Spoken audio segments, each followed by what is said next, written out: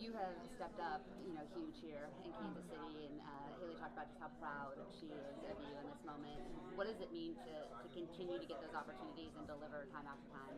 Yeah, I think all season it's been just kind of waiting for your name to be called and just doing what you can. I think especially as it enters into March, stepping into the point guard role of just taking the ball, care of the ball, moving it around. I don't need to necessarily score. I got a bunch of scorers around me, so just making sure that I'm doing my role has been something that I've been really focusing in on, and that's just led me to get great opportunity, which I'm very grateful for, and just however many minutes I'm out there, I want to make sure that I'm taking advantage of them. The pressure that West Virginia has shown you guys in 2 games, you well could see that tomorrow depending on the opponent. Yeah. How do you, I feel like that's an area where you guys have grown a lot over the course of the season. What has contributed to that? Obviously putting you in the starting lineup, but there have been other factors as well, I'm sure. Yeah, I think just the time we've spent in practice, watching film, doing things in practice to work on it.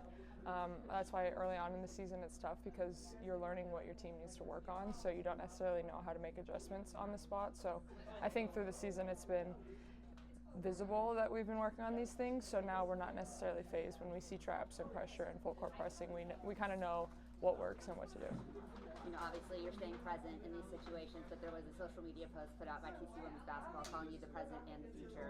As you kind of get these opportunities to be a huge part of a special group, but looking forward to knowing your role is going to increase in the future, how do you kind of use this experience to prepare you for what's next? To grasp as much information as I can. I'm surrounded by a lot of elite guards. They're all veterans, so to learn from them, see what they do, their grind, their work ethic, how they approach the game.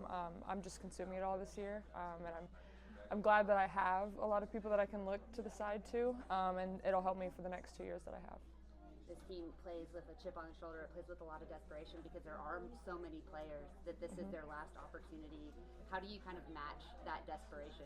Yeah, I think for them, obviously, it's their last go-around, so they don't want to lose. They want to last as long as possible. And I think for me, it's doing whatever I can so that way that they get the opportunity to last as long as possible, especially in March, and realizing it's not about me, it's about the team. So anything I can do on the court to help all the veteran people around me.